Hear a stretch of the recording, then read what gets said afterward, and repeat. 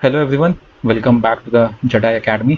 और आज हम करने वाले अपना नेक्स्ट टॉपिक न्यूट्रिएंट्स। लास्ट हमने किया था डिजीज़, ठीक है। उसमें हमने क्या देखा था कि डिजीज़ हमारी दो तरह की होती हैं, एक होती है हमारी कंजेनिटल, एक होती है हमारी एक्वायर्ड। हमने देखा था कि भैया जो हमारी कंजेनिटल थी ये बाय बर्थ होती हैं, एक्वायर्ड हमें बाद में जाके होती हैं, किसी भी रीज़न से हो सकती हैं। एक्वायर्ड में हमने ज़्यादातर तीन रीज़न देखे थे इन्फेक्शियस में, कि वो तीन हमारे क्या थे, एक था वायरल, एक था बैक्टीरियल एंड तीसरा था हमारा प्रोटोजोवन, या जो प्रोटोजोआ से होती हैं, है ना। तो ये तीन हमने देखी थी, किसमें थी ये हमारी, जो हमारी इन्फेक्शियस होती हैं। आज हम थोड़ा सा देखेंगे नॉन इन्फेक्शियस का एंड थोड़ा सा कंजेनिटल का भी, क्योंकि कई हमारे न्यूट्रिएंट्स के डिफिशियंसी से क्या होता है कि जो फीटस होता है ना उसे ही डैमेज हो जाती है। तो आज हम सारी चीज़ें देखने वाले हैं ये जो हमारी न्यूट्रिएंट से रिलेटेड है। और सबसे पहले हम देखेंगे कि न्यूट्रिएंट्स हमारे कितने टाइप के होते हैं। इसे हटा देता हूँ मैं ज़रा। अब न्यूट्रिएंट्स हमारे हम 5 कैटेगरीज में डिवाइड करते हैं। सबसे पहला विटामिन, दूसरी हमारे मिनरल्स, तीसरा हमारा फैट्स, चौथा हमारा protein and last is carb या कार्बोहाइड्रेट हम जिसे बोलते हैं, ठीक है।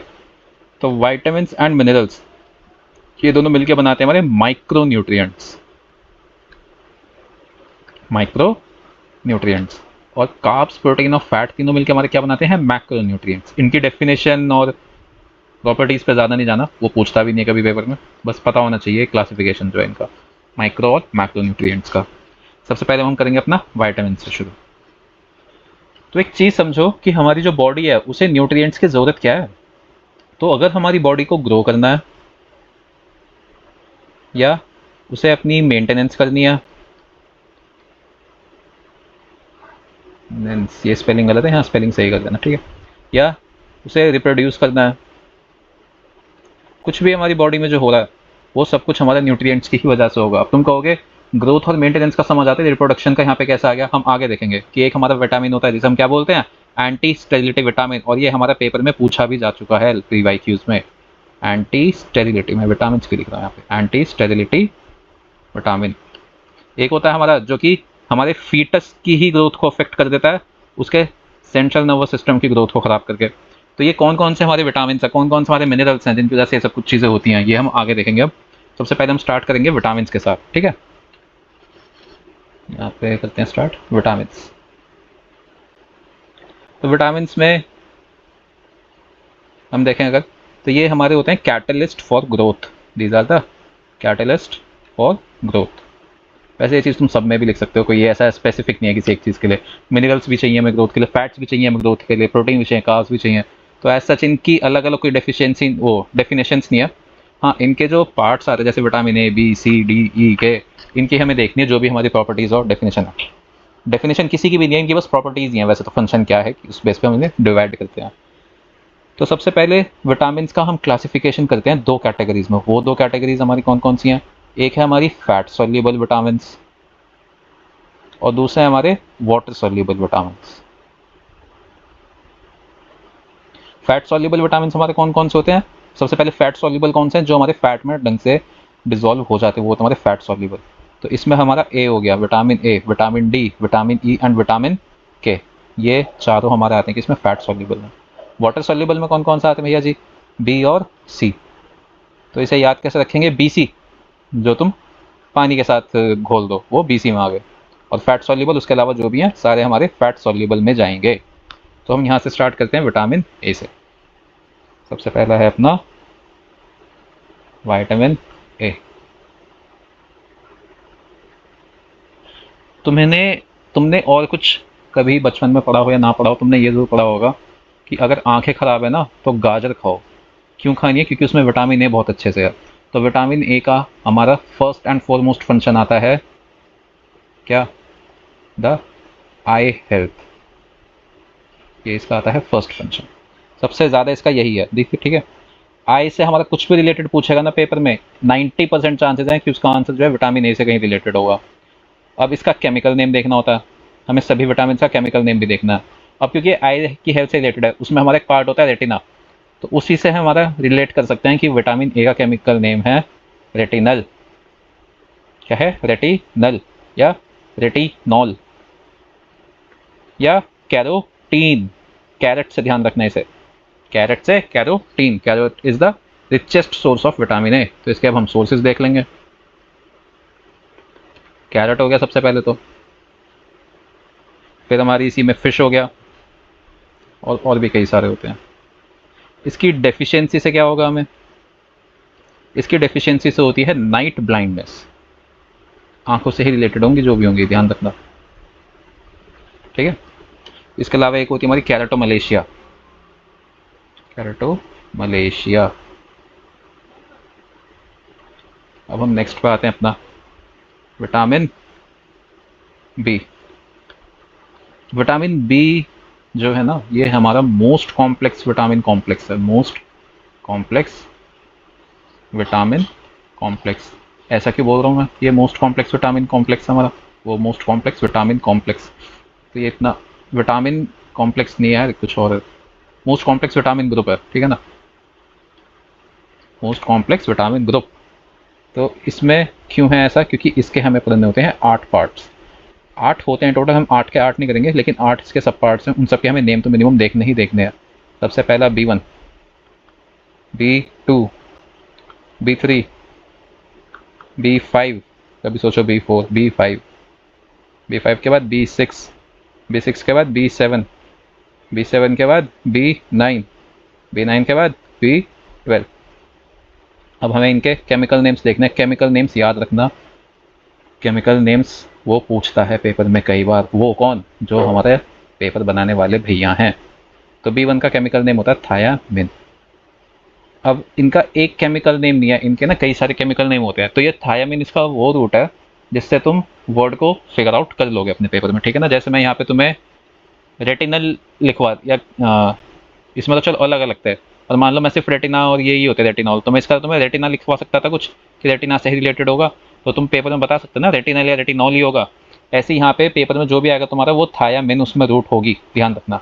ऐसी B2 में राइबोफ्लेविन, ये तो इसका नाम ही है पूरा, रूट की तो बात ही नहीं बची कुछ, राइबोफ्लेविन। B3 में होता है हमारा नियासिन, ये उसका पूरा नेम है, या नियासिनेमाइड, माइड उसमें ऐड हो जाता है, ठीक है ना। ऐसे ही B5 में होता है हमारा पैंथेनोइक एसिड, ये भी इसका पूरा नेम है, पैंथेनोइक एसिड। B6 में होता है हमारा पायरोडॉक्सिन, जहां पे भी रूट होगी मैं बता दूंगा, ये इसके बाकी सबके पूरे नेम्स हैं। B7 में रूट होती है बायोटिन, ठीक है। B9 का पूरा नेम होता है क्या, फॉलिक एसिड। और B12 का होता है हमारा इसका होता है कोबैलोमिन, ठीक है। तो B1, B2, B3, B5, B6, B7, B9, B12, तो इस वजह से जो हमारा विटामिन बी है ये मोस्ट कॉम्प्लेक्स तो है, इसके साथ साथ ये बिगेस्ट विटामिन कॉम्प्लेक्स भी होता है हमारा, या बिगेस्ट विटामिन ग्रुप होता है हमारा, ठीक है ना, विटामिन ग्रुप। अब खुद सोचो, जब इसके इतने सारे सब पार्ट्स होंगे, सारे के सारे बॉडी को चाहिए हमारे, तो ये एग्जिस्ट या कंजम्पशन भी इसकी सबसे ज़्यादा होती होगी, तो सबसे ज़्यादा कंज्यूम्ड भी हमारा विटामिन बी ही होता है, ठीक है। सबसे ज़्यादा रिक्वायरमेंट भी हमें इसी की होती है, और सबसे ज़्यादा अबंडेंट भी विटामिन बी ही होता है, ध्यान रखना सारी बात इसके बारे में। अब हम यहाँ से चलते हैं इसके सब पार्ट्स में हमें कौन कौन से देखने हैं। सबसे पहले हम देखते हैं B1।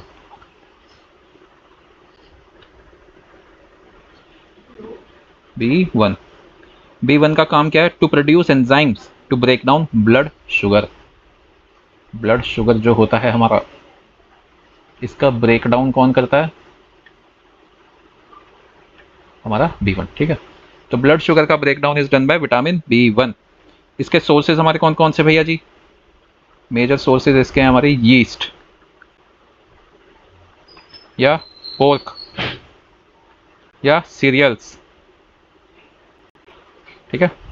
अब इसकी डेफिशिएंसी से क्या होगा, इसकी डेफिशिएंसी से हमें होता है berry berry, berry berry, berry berry से किस किस को बेरूबरी याद आएगा, बेरूबरी क्या था हमारा, पॉलिटी में हमने पढ़ा है बेरूबरी, बेरूबरी यूनियन केस हुआ था एक हमारा, तो उसके बारे में कब हुआ था और किस कौन सा आर्टिकल या कौन सी अमेंडमेंट लाई गई थी इसके लिए, वो भी बताना, ठीक है। फिर इसकी डेफिशिएंसी से एक होगा हमारा बेरी बेरी, और दूसरा होगा हमारा वर्निकी कार्साकॉफ, वर्निकी कार्साकॉफ, ठीक है ना। वर्निकी कार्साकॉफ ये सिंड्रोम होता है एक, और इसमें होता क्या है, इसमें होता है मेमोरी लॉस। क्या होता है इसमें, मेमोरी लॉस, ठीक है। अब हम आएंगे अपने B3 पे, B2 को हम स्किप करेंगे, B3 पे आएंगे। B3 का काम क्या है, to make the cells grow and work correctly. तो सेल्स की फंक्शनिंग से रिलेटेड है हमारा B3, growth and working, maintenance भी बोल सकते हैं, ठीक है ना, growth and working and maintenance. इसके साथ साथ इसकी डेफिशिएंसी से क्या होता है हमारे, इसकी डेफिशिएंसी से ना एक बीमारी होती है पेलेगेरा। पेलेगेरा, पेलेगेरा क्या होता है भैया जी हमारा, पेलेगेरा होता है खाल का फटना। ऐसे याद रखना कि उसको इतना पेला कि उसकी खाल फट गई, तो ये कि बस पेलेगेरा होता है। दूसरा डायरिया। तीसरा हमारे स्किन चेंजेस हो जाते हैं, हार्मफुल स्किन चेंजेस की बात हो रही है यहाँ पे, ठीक है ना। तो ये होती है हमारी इसकी डेफिशिएंसी से। अब इसके अगर हम सोर्सेज की बात करें, तो इसके सोर्सेज में आता है हमारा चिकन या बीफ या टूना। देखो सोर्सेज पे ना इतना जोर मत देना, जो इनके सोर्सेज हैं, क्यों, क्योंकि उसे भी पता है यार कि सोर्सेज ना ज़्यादातर सब चीज़ों में सब कुछ होता ही है, बस क्वांटिटी का डिफरेंस होता है। तो जो बहुत ज़्यादा हमारे मेजर होते हैं ना, ये उनके ही बारे में पूछता है। जैसे प्रोटीन का मेजर होता है हमारा मीट या चिकन या टू फिशेज, ये सब हमारी उसमें होती हैं। ऐसे ही हमारा कॉड लिवर जो होता है ये हमारे, या फिर जो हमारी कैरेट हो गई, कि ये बहुत प्राइमरी सोर्सेज हैं किसी एक स्पेसिफिक उसके, उनके ही बारे में पूछता है, सबके याद मत करना, ठीक है ना। तो B3 हो गया हमारा। अब हम आएंगे सीधा, क्या हो गया सर, B9 पे। तो भैया जी B9 का काम क्या है हमारा, B9 का ना देखो सबसे ज़्यादा इंपॉर्टेंट रोल होता है, तो ज़्यादा इंपॉर्टेंट नहीं मतलब, लेकिन इसका एक काफ़ी ज़्यादा इंपॉर्टेंट रोल होता है इन प्रेगनेंसीज। जो फीमेल्स होती है ना हमारी, जब वो प्रेग्नेंट होती है तो उन्हें B9 चाहिए। ये क्यों चाहिए, ये चाहिए इन्हें फीटस के सेंट्रल नर्वस सिस्टम के लिए। यहाँ पे हमारी बन जाती है कंजेनिटल नॉन हेरिडिटरी डिजीज। अगर मदर में at the time of pregnancy B9 की डेफिशिएंसी होगी ना, तो जो फीटस का सेंट्रल नर्वस सिस्टम है उसकी डेवलपमेंट खराब हो जाएगी, और ये जो है एक हमारी कंजेनिटल नॉन एक्वायर्ड डिजीज होगी, नॉन हेरिडिटरी,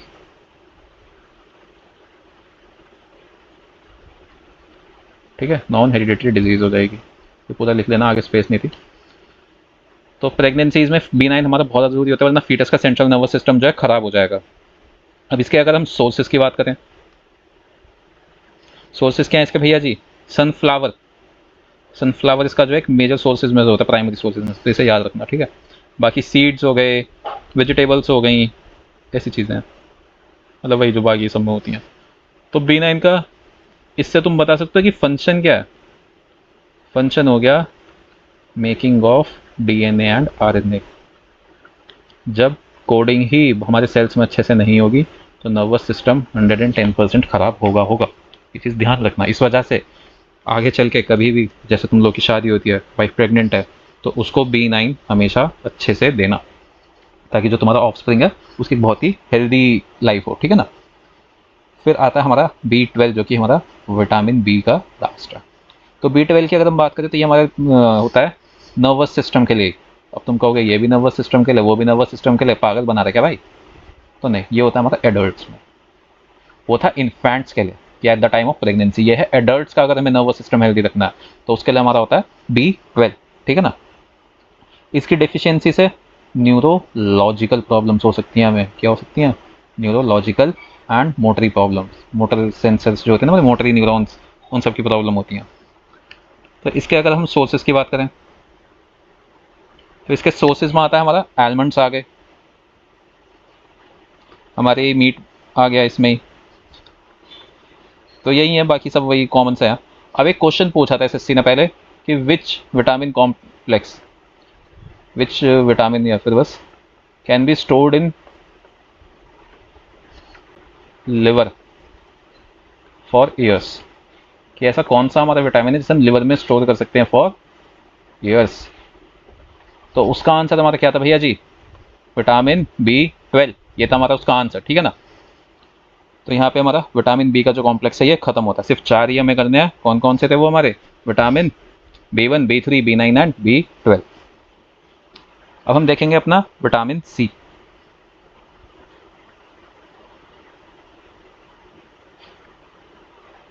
विटामिन सी अब हमें देखना। अच्छा, सबसे पहले एक चीज़ और, मैंने एक चीज़ तो मैं बताई नहीं, जो हमारा विटामिन B9 है, B12 है, और एक इधर लिख लो हमारा आयरन। आयरन की डेफिशिएंसी से होता है हमारा एनीमिया। क्या होता है? एनीमिया, या ज़्यादा से ज़्यादा सिकल सेल एनीमिया। ठीक है।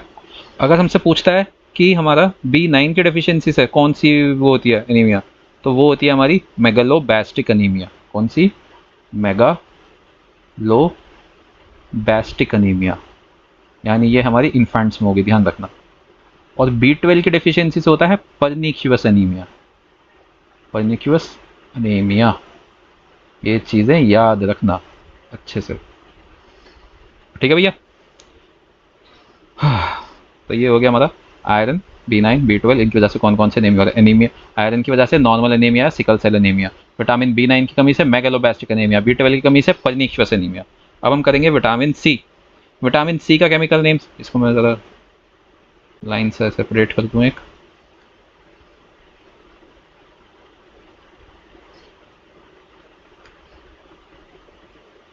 विटामिन सी का केमिकल नेम क्या है भैया जी? एब्सकॉर्बिक एसिड। ये हमारा केमिकल नेम किसका? एब्सकॉर्बिक या एस्कॉर्बिक होता है, ठीक है ना, इन दोनों में से एक ही होता है। ये होता है हमारा विटामिन सी का केमिकल नेम। इसका फंक्शन क्या है?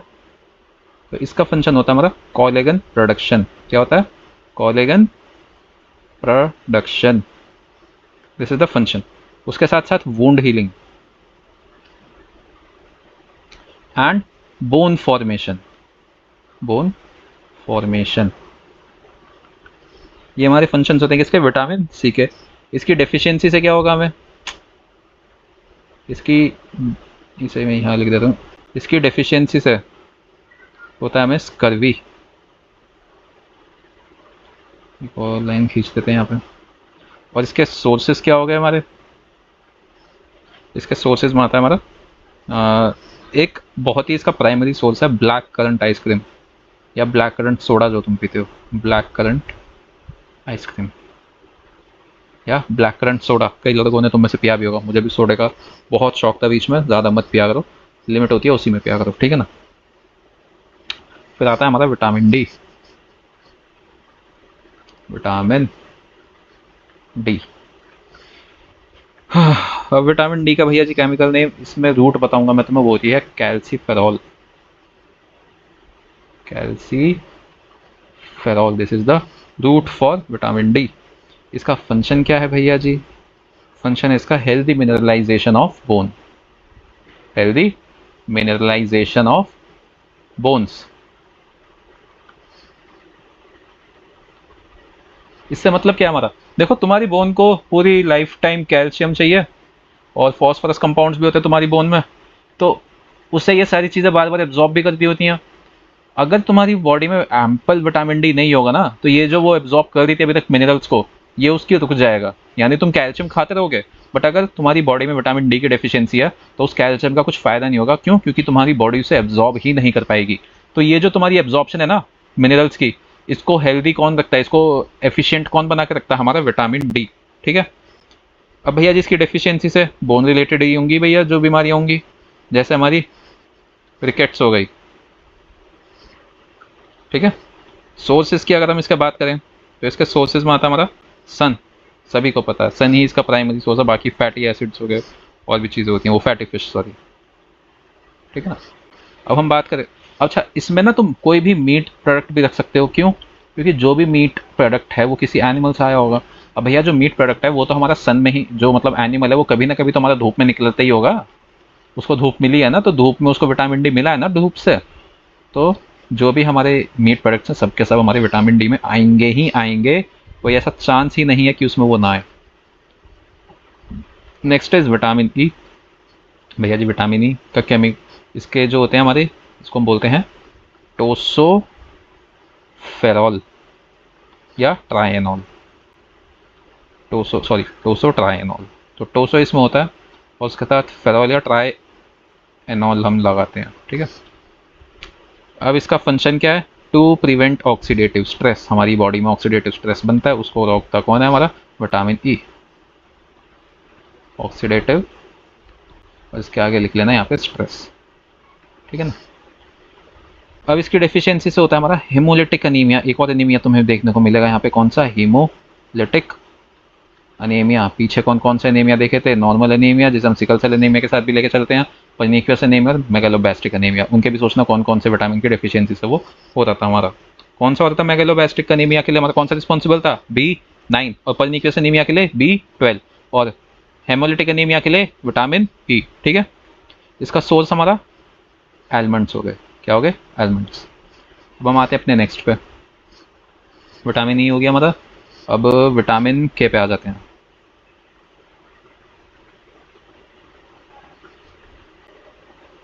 ये थोड़ा सा सही कर लेना।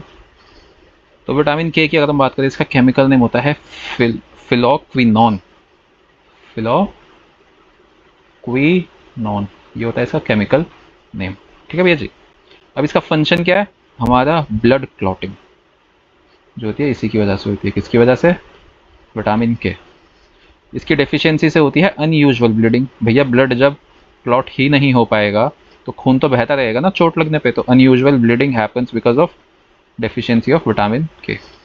इसके सोर्सेज हमारे, सोर्सेज क्या होते हैं इसके हमारे, नाटो लीफी ग्रीन्स। यही है इसका प्राइमरी सोर्स, याद रखना इसे, नाटो लीफी ग्रीन्स। तो आज हमने विटामिन किया है ऑलरेडी, काफ़ी लेक्चर हो गया, लंबा खिंच गया, तो इसे आज यहीं एंड करते हैं। बाकी अब धीरे धीरे हम ना केमिस्ट्री तो लेके चल ही रहे हैं देखो साथ साथ, बट मैं सोच रहा हूँ कि पहले बायोलॉजी के साथ ना हमारा थोड़ा सा इंग्लिश और स्टार्ट कर देते हैं।